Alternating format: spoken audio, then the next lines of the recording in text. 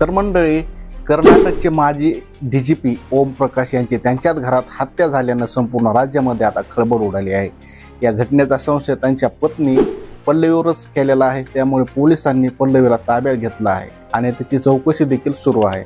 आता कर्नाटकचे माजी DGP ओम प्रकाश यांच्या हत्या प्रकरणात एक मोठी अपडेट समोर येत आहे। मिळालेल्या माहितीनुसार निवृत्तीपासून IPS ओम प्रकाश यांनी त्यांची पत्नी पल्लवी यांच्यामध्ये मतभेद होते।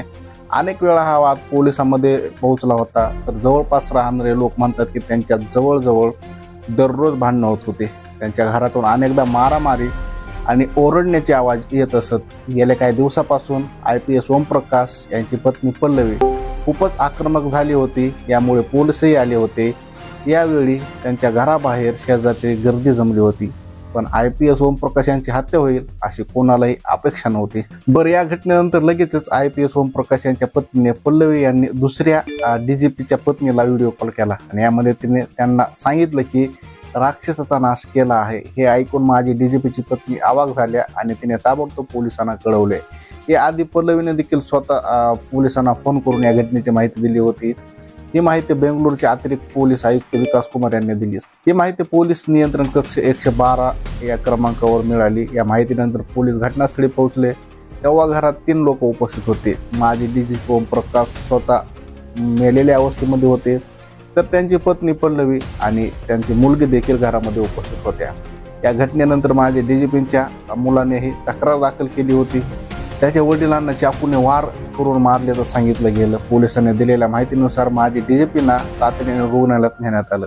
तिथं डॉक्टरांनी त्यांना मृत घोषित केलं। यानंतर मृतदेह पोस्टमॉर्टमसाठी पाठवण्यात आला। या घटनेसंदर्भात अद्याप कोणालाही अटक करण्यात आलेली नाही, परंतु पोलीस प्रत्यक्षक दृष्टिकोनातून या प्रकरणाचा तपास करीत आहेत। या क्रमाने माजी DGPच्या पत्नी आणि मुलीला ताब्यात घेण्यात आले आहे। या घटनेमागील कोणतेही ठोस कारण अद्याप समोर आले नाही। पल्लवीने ज्या पद्धतीने दुसऱ्या पोलीस अधिकाऱ्याच्या पत्नीला व्हिडिओ कॉलद्वारे घटनेची माहिती दिली, त्यामध्ये दिसून येते की हा गुन्हा पत्नीनेच केला आहे। यासोबत हे स्पष्ट देखील झालं आहे की पल्लवी तिच्या पतीला कंटाळली होती आणि म्हणूनच तिने हा गुन्हा केला आहे। तर माजी DGP ओम प्रकाश यांनी आधीच काहीतरी अनुसूचित घडण्याची शक्यता दर्शवली होती। त्यांनी त्यांच्या या मंडळातील अधिकाऱ्यांनाही त्याबद्दल माहिती सांगितली होती। त्यात म्हटली होती फक्त त्याच्या अगदी जवळचा माणूसच त्याचा खून करू शकतो। यामध्ये त्यांनी आपल्या पत्नीचं नाव घेतले नाही, परंतु त्यांनी अशा प्रकारे संकेत दिले त्यांच्या वर्तुळातील लोकांना समजले। या संदर्भात माजी DGP ओम प्रकाश यांनी संबंधित पोलीस ठाण्यात तक्रार देखील केली होती। तर हा वाद झाला बघा नेमका कसा, तर हे कौटुंबिक वादावरून यांची हत्या झालेली आहे। ओम प्रकाश यांच्या मालमत्तेच्या कारणावरून वारंवार वाद होत होते। त्या भांडणातूनच हत्या झाल्याचा पोलिसांना संशय आहे। ओम प्रकाश यांनी आपली दांडेली येथील मालमत्ता पत्नी, मुलगा किंवा मुलीला न देता आपल्या बहिणीच्या नावावर केली होती आणि याच कारणावरून पत्नीने रागावून ही हत्या केल्याचं पोलिसांचं म्हणणं आहे।